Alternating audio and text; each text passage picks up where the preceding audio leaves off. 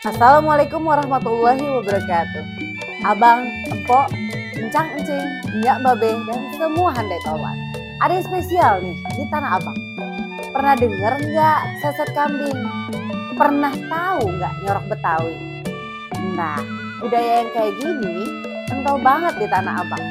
Mau tahu Betawi punya gaya? Ya Tanah Abang. Pokoknya rugi dah kalau sampai pada nggak datang.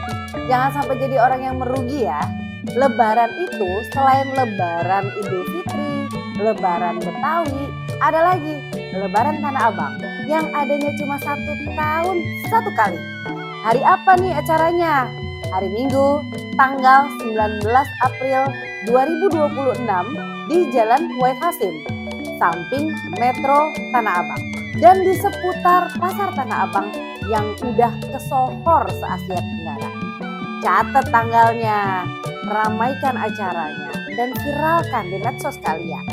Itu menandakan kita cinta sama budaya kita sendiri. Itu bukti bahwa Tanah Abang berbudaya.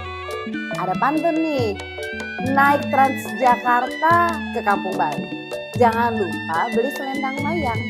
Yuk ramaikan acara bergengsi tahun ini. Budaya Betawi adanya ya di Tanah Abang. Sampai ketemu di Lebaran Tanah Abang 2026. Don't miss it. Wassalamualaikum warahmatullahi wabarakatuh.